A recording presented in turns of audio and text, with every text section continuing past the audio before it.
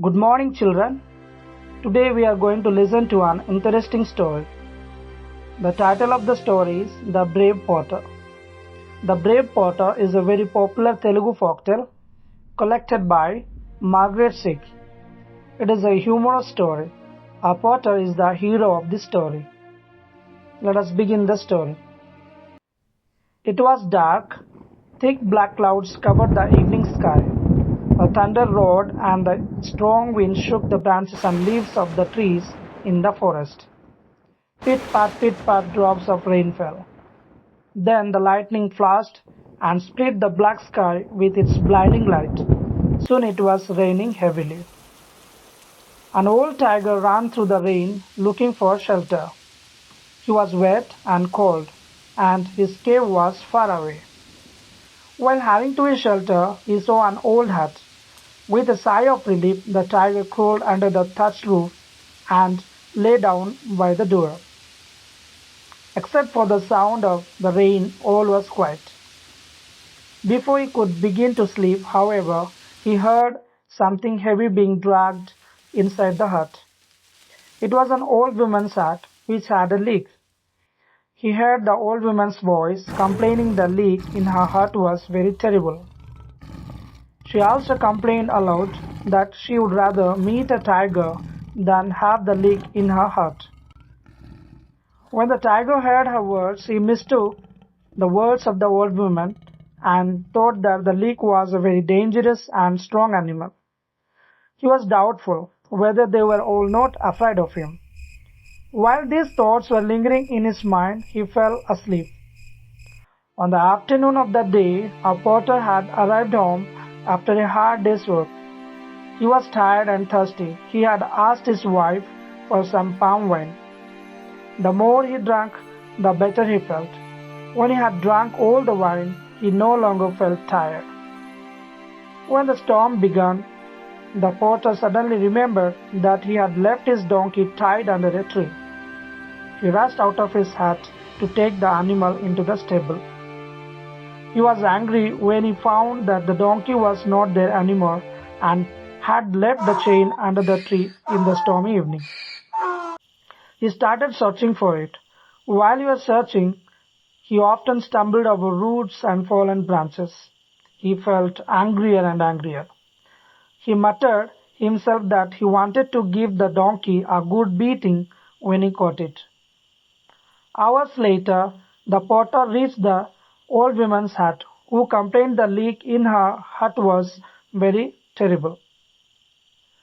There he saw an animal sleeping in front of the door. It was an old tiger who was laying down by the door of the old woman's hut. The drunken potter mistook the tiger for his donkey. He couldn't notice the difference between a donkey and a tiger, as it was dark everywhere in the forest. He kicked and bit the sleeping tiger. The tiger thought that it must be the leak who came out of the hut. The tiger shivered with fright and wanted to do as the leak said. The potter jumped onto the frightened tiger's back, rode it home, and tied it up with the iron chain. Next morning, the villagers who passed the potter's house looked surprised, and the news spread throughout the village that the potter had caught a tiger and tied it to a tree in his yard. All of them praised his courage, as the old dangerous tiger had eaten many of their goats and buffaloes. They tried to catch the tiger, but they had failed many years. But the potter couldn't understand how it all had happened. They didn't believe him, saying that he had only brought his donkey home. The villagers even praised him for his modesty. A few years later, a war broke out between the potter's country and a much stronger neighbor. The king was worrying how he could save the country. He wanted a brave man to lead the army.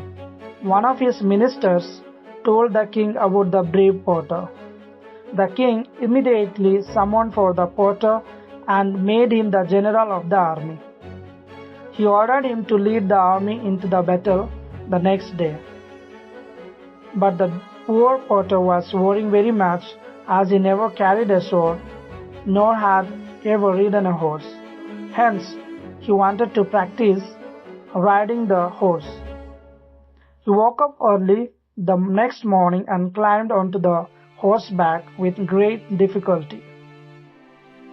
Then he asked his wife to tie his feet to the stirrups. His wife bound his feet tightly to the stirrups and tied the two stirrups together.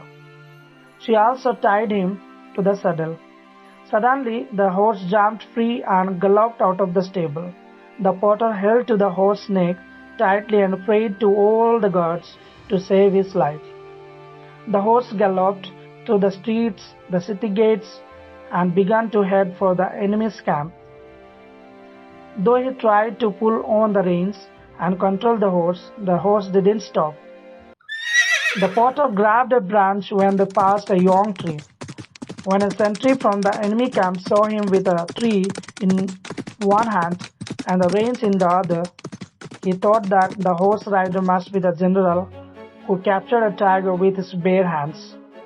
Immediately he made loud shouts, warning his men about the famous tiger general who was rushing towards them to attack. The frightened soldiers fled. Even the king followed his soldiers, leaving a letter in the tent. The porter was surprised to find the camp empty. He brought the letter and gave it to his wife. He requested her to take the letter to the king and tell him the enemy had run away.